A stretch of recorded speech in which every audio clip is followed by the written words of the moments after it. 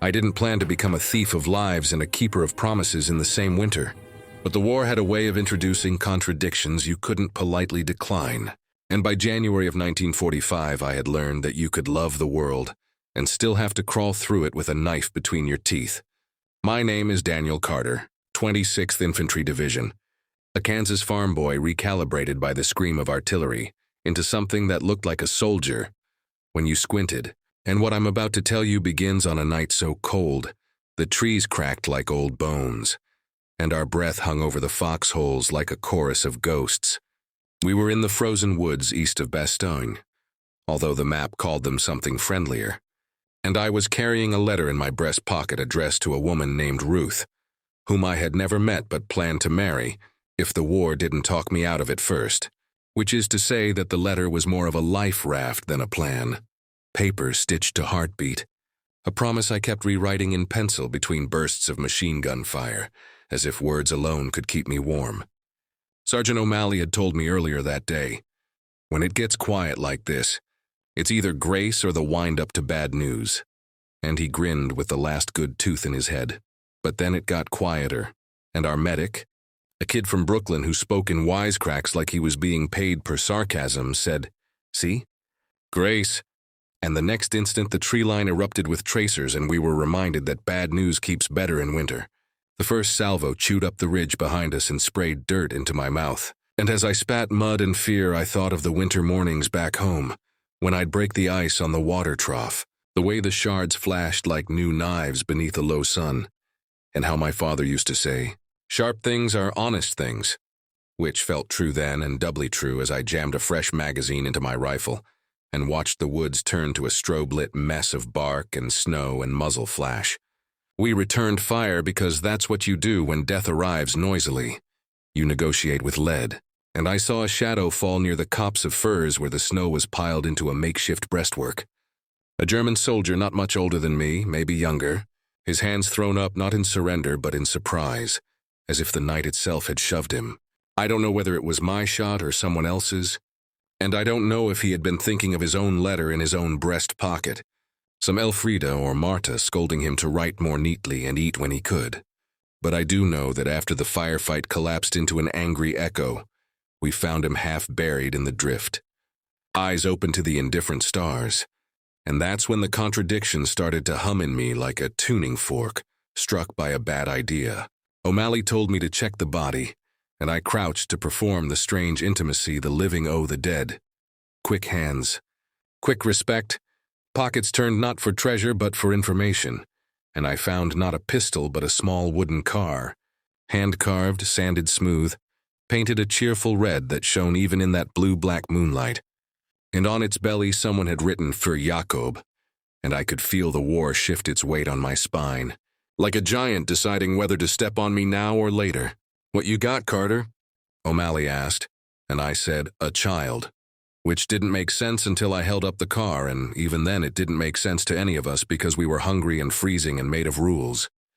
We took what we needed from his uniform, papers for intel, a few cigarettes that smelled like hay and vanilla, and left the rest to the snow.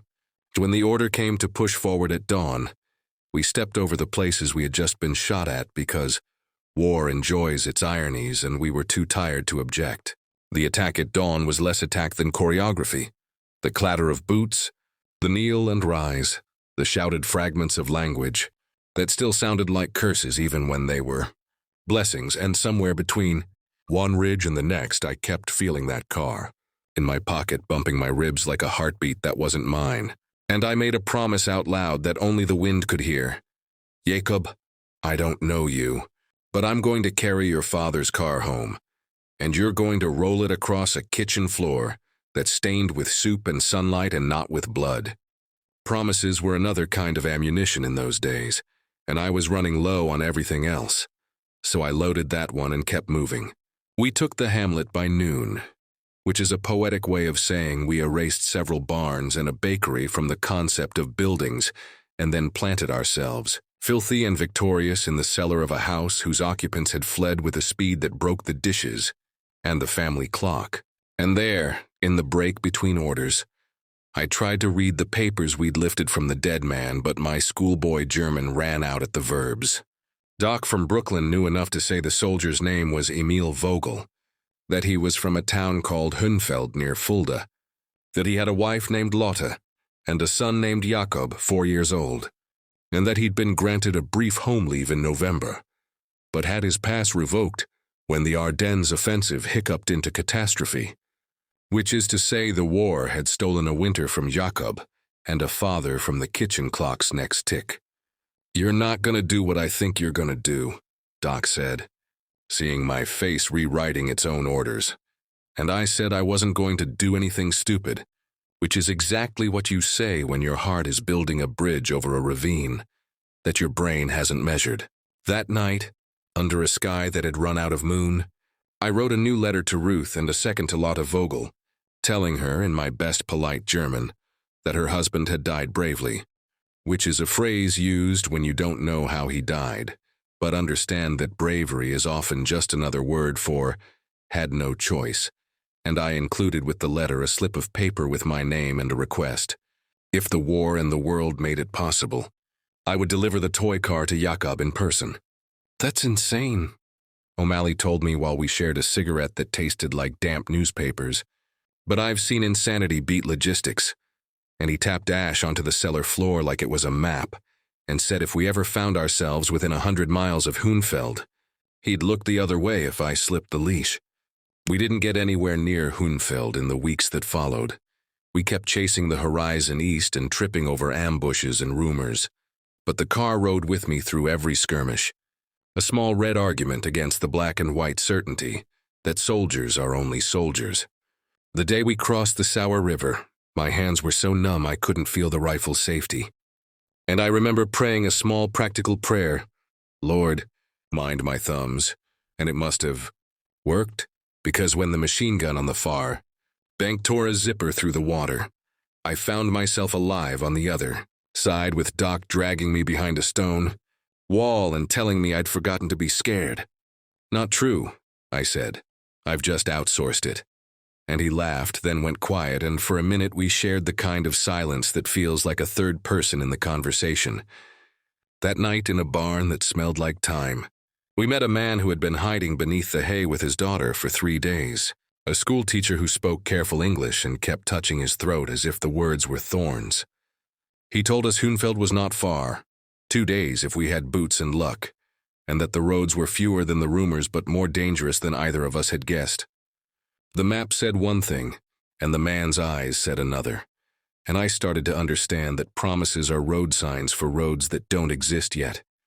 The offensive faltered, the weather shifted from knives to sticks, and the order came, pivot south, clear a string of villages whose names tasted of smoke. Every mile stretched like a conscience, and by the time we reached a town called Geisa, we'd learned how to see the present tense and the past tense at the same time.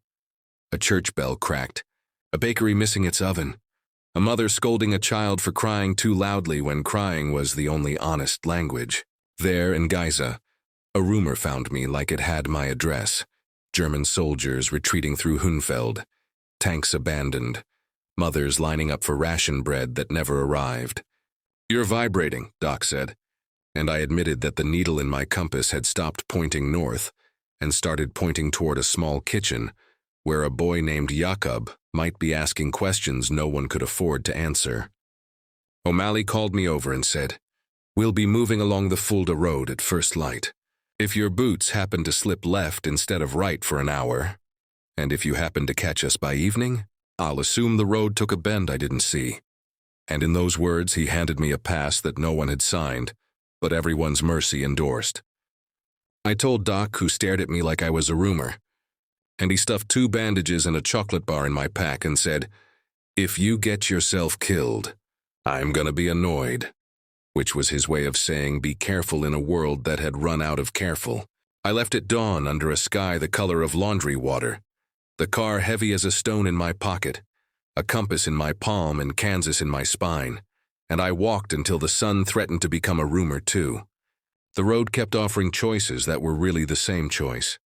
Left past a field where the scarecrows looked like exhausted priests, right along a stream that talked to itself in a language older than orders, and each mile peeled another layer off me until what remained was a pair of boots. A beating heart, and the thought that not all missions need a captain's signature to matter.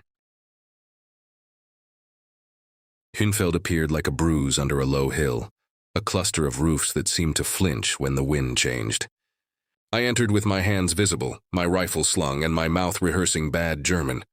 A woman with flour on her sleeves watched me with the alarm of someone who had learned that strangers could be storms.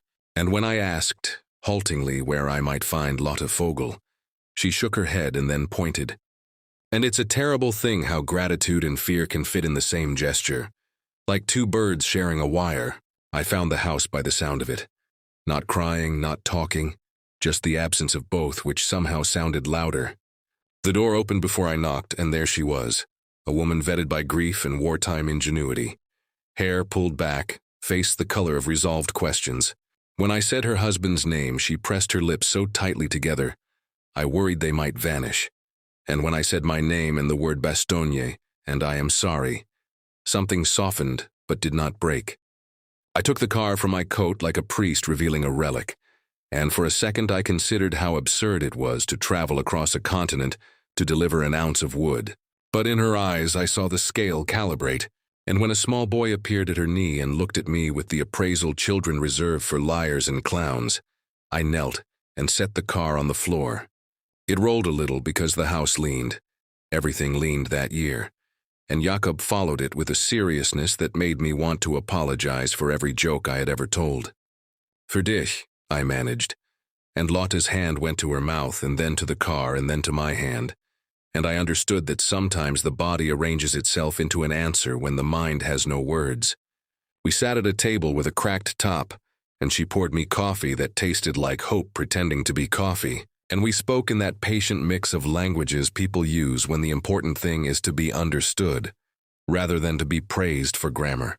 She asked about Emil and I told her what I could, which was not much. How he had a letter in his pocket and a good face for a winter night. How he had kept a child's toy with him as if it were as vital as a canteen. How he was not alone when he left the world. When I said that last part, she nodded and stared at the window, as if she could see a different year beyond it. Jakob held the car as if it were a bird that might fly. I don't know how long we sat that way, but time got comfortable enough to take off its boots. I gave her the letter I had written in the cellar, and she placed it beside a small photograph of Emil in uniform, the corners of the frame polished by worry. I wanted to stay until the coffee learned how to be coffee again, and the boy laughed. But the war has rules that sound like weather. And when the church bell in the square rang a note I'd never heard before, half warning, half reminder, I stood.